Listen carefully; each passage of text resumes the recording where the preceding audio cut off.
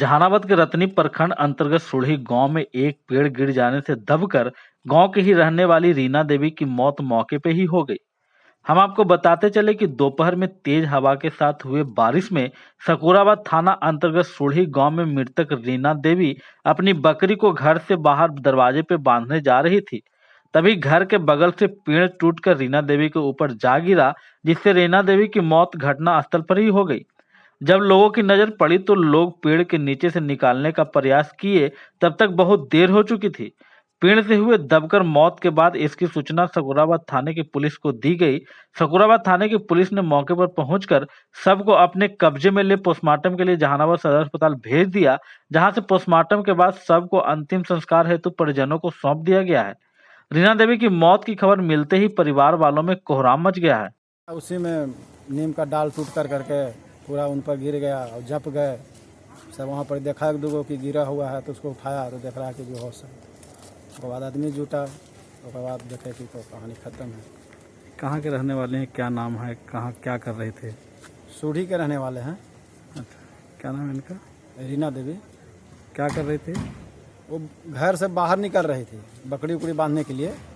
उसी में वो तूफान जो आया ना, जो टूट कर गिर गया पूरा। देखा। क्या नाम है आपका? दिलीप साहब। कौन है वो आपके? बहन है।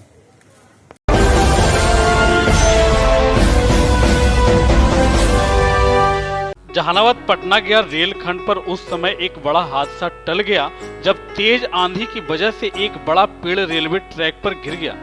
उसी समय गया से पटना की ओर जा रही पैसेंजर ट्रेन के ड्राइवर ने घटना से पहले ही इमरजेंसी ब्रेक लगाकर ट्रेन को रोक दिया।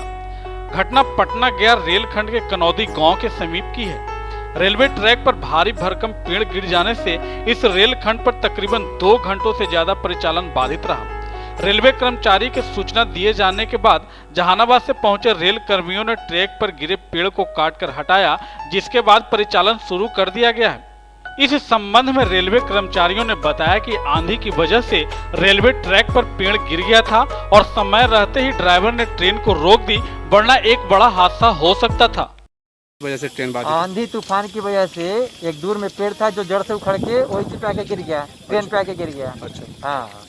तो कितना देर से बाधित है? 12:47 यानी 12:50 से है। अच्छा, 12:50 से खड़ी है। अच्छा, तो क्या उसको ठीक करने में लोग जुटे हुए हैं? हाँ, उसमें ठीक करने में जुटे हुए हैं। ठीक हो गया है, सारा कुछ हो गया है, पेंटो खड़ा होगा, अब गाड़ी जाएगी। अच्छा, तो किसी के हताहत होने के लिए? नहीं, किसी नहीं, कुछ भी नहीं, कोई नुकसान नहीं हुआ है। सिर्फ ट्रेन लेट तक खड़ी रही है, यही नुकसान है बस। अच्छा, तो क्या लगता है कि इससे कोई बड़ी घटना भी हो सकती थी? हाँ, हो सकती थी। जब पेड़ और पहले गिर जाता तो बड़ी घटना भी हो सकती थी। अच्छा, लेकिन बाल बचा लिया? हाँ हाँ हाँ। कौन सी ट्रेन है? ड्राइवर का सूझबूझ से बच गया, पेंटो डाउन कर दिए थे जिसकी वजह से बच गया, घटना नहीं हुई। अच्छा, तो कौन सी ट्रेन है? ट्रेन का नंबर 03270। अच्छा, कहाँ से कहाँ जा रही थी? गया से पटना। अच्छा, तो कहाँ पे घटना घटी? ये जहानाबाद है ना, 43 का 18 कनौदी।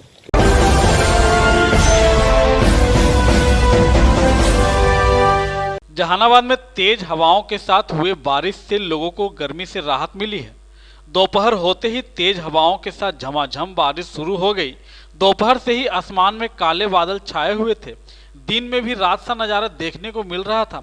आसमान में छाए काले बादल और आंधी के साथ बिजली चमकने लगी और आसमान में गड़गड़ाहट के साथ देखते ही देखते बारिश शुरू हो गई। आपको बताते चले कि जहानाबाद में बीते कुछ दिनों से काफी तपिश बना हुआ था।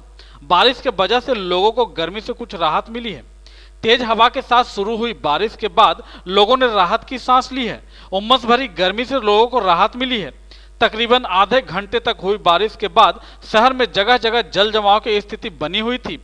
तेज हवाओं के साथ हुए बारिश से जहानाबाद SC/ST थाना के दीवार पे एक बड़ा सा पेड़ गिरने की वजह से दीवार टूटकर गिर गया। हालांकि इससे कोई हताहत नहीं हुई है। वहीं दूसरी ओर शहर के पाठक टोली मोहल्ले में एक घर पे बड़ा अशोक का पेड़ गिरने से मकान में दरार आई है। हालांकि मकान मालिक की सूचना पर मौके पर पहुंचे वार्ड पार्षद संजय कुमार गुप्ता ने इसकी सूचना वन विभाग को दी है ताकि आगे कोई अप्रिय घटना ना हो सके।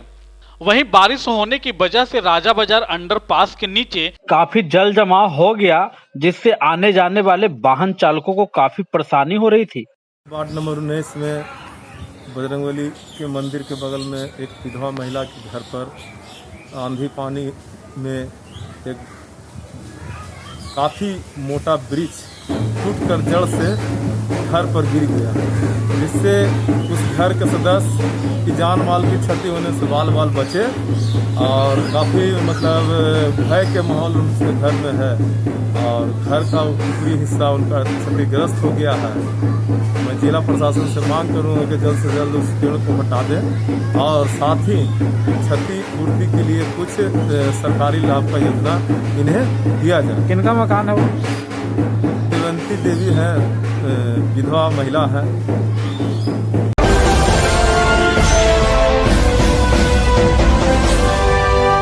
इस कोरोना महामारी में पूरे बिहार के आयुष डॉक्टरों के साथ साथ जहानाबाद में भी आयुष डॉक्टरों ने 65,000 रुपया मासिक वेतन तथा सेवा परमानेंट करने के साथ साथ अपनी 6 सूत्री मांगों को लेकर 10 तारीख से 12 तारीख तक काला बिल्ला लगाकर कार्य किया। साथ ही लोगों ने यह भी बताया कि अगर बिहार सरकार हम लोगों की मांग पूरी नहीं करती है तो पूरे बिहार के आयुष डॉक्टर 15 तारीख से अपने आप को कार्य से अलग रखते हुए होम आइसोलेशन में चले जाएंगे। साथ ही लोगों ने यह भी बताया कि बिहार सरकार हम लोगों के साथ दुरंगी नीति अपना रही है, इसलिए बिहार सरकार जब तक हम लोगों की मांग पूरी नहीं करती है या फिर सकारात्मक वार्ता नहीं होती है तब तक हम लोग का आंदोलन जारी रहेगा। पूरे बिहार राज्य में जो संविदा का चिकित्सक काम कर रहे हैं उनका 2 संगठन है, आमसा और असक, जो आरबीएस के चिकित्सक हैं और मेन स्ट्रीम चिकित्सक हैं।